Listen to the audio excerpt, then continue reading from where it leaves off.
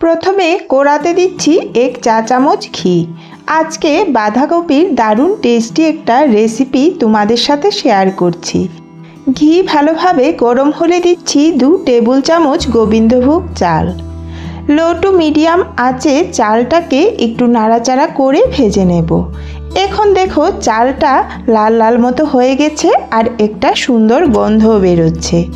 এই অবস্থায় গ্যাসের ফ্লেম অফ করে চালটাকে ঠান্ডা হতে দেব। ভিডিওটা ভালো লাগলে একটা লাইক করে দিও। চাল ভালোভাবে ঠান্ডা হওয়ার পর একটা মিক্সিং জারে ঢেলে দিচ্ছি। তোমরা চাইলে শিলনোড়াতেও বেটে নিতে পারো। সাথে দিচ্ছি 10-12টার মতো কিশমিশ। এখন ব্লেন্ড করে নিচ্ছি। ব্লেন্ড করার পর এরকম চালের একটা গুঁড়ো তৈরি হয়ে গেছে। এদিকে কড়াতে 3 টেবিল চামচ তেল দিয়েছিলাম। গরম হলে ফোড়নে দিচ্ছি 1/2 চা চামচ পাঁচফোড়ন, একটা তেজপাতা, 2টো শুকনো লঙ্কা। একটু নাড়াচাড়া করে দিচ্ছি 1/2 চা চামচ থেকে একটু কম রাঁধুনি বাটা। এখানে রাঁধুনি খুব কম করেই দেবে। কয়েক সেকেন্ড নাড়িয়ে নিয়ে একটা সুন্দর গন্ধ বেরিয়ে গেলে দিচ্ছি কেটে রাখা বাঁধাকপি। দিচ্ছি 1 চা চামচ নুন, 1/2 চা চামচ লাল লঙ্কা গুঁড়ো, খুব সামান্য হলুদ গুঁড়ো, 1/2 চা চামচ থেকে একটু কম জিরে গুঁড়ো। এখন সব কিছু ভালো করে মিশিয়ে নেব। এখানে একটা বাঁধাকপির অর্ধেকটা মিহি করে কেটে রেখেছিলাম। বাঁধাকপি যত মিহি করে কাটবে তত তরকারি ভালো হবে। যদি ভিডিওটা তোমরা ইউটিউব থেকে দেখো তাহলে চ্যানেলটাকে সাবস্ক্রাইব করে দিও, আর যদি ফেসবুক থেকে দেখো তাহলে পেজটাকে ফলো করে দিও। এখন লো টু মিডিয়াম ফ্লেমে 10 মিনিটের জন্য ঢাকা চাপা দিয়ে রান্না করব। মাঝে নাড়িয়ে দিতে হবে। 10 মিনিট পর ঢাকা তুলে নিচ্ছি। বাঁধাকপি মজে এসেছে।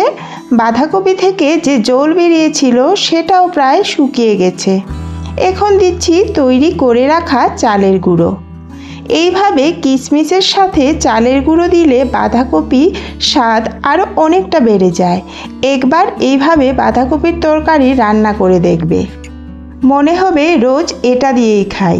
এখন বাঁধাকপির সাথে চালের গুঁড়ো ভালো করে মেশাতে হবে। 5 মিনিটের মতো কম আঁচে নাড়াচাড়া করে রান্না করব, না হলে চালের গুঁড়ো শক্ত হয়ে নিচে লেগে যাবে। এতক্ষণে চালের গুঁড়ো সেদ্ধ হয়ে গেছে। বাঁধাকপির মধ্যে একটা মাখো মাখো ব্যাপার এসেছে। দিচ্ছি 1 চা চামচ ঘি। এই তরকারিতে আমি গরম মশলা বা ধনেপাতা কিছুই দেব না, কারণ রাঁধুনি আর ভাজা গোবিন্দভোগ চালের সুন্দর গন্ধ চলে যাবে। আর যেহেতু কিশমিশ দিয়েছি তাই চিনি আর দেব না। এখন ঘিটাকে ভালো করে মিশিয়ে নিয়ে দিয়ে দিলাম 5-6টা কাঁচা লঙ্কা। এই সময় কাঁচা লঙ্কা দিলে তরকারিতে সুন্দর একটা গন্ধ আসে। এই সিজনে বাঁধাকপি আমরা রোজই খাই। মাঝে মধ্যে নিরামিষ দিনে একটু অন্যভাবে রান্না করলে নিজেরও ভালো লাগে, আর তরকারি ভালো হলে বাড়ির সকলে খুশি হয়ে যায়। কাঁচা লঙ্কা দেওয়ার পর আরও 2-3 মিনিট নাড়াচাড়া করার পর দেখবে একটা মাখো মাখো ব্যাপার এসেছে। তখনই গ্যাসের ফ্লেম অফ করে দেবে। এখন তরকারিটা সার্ভ করার জন্য একটা বাটিতে নিয়ে নিচ্ছি।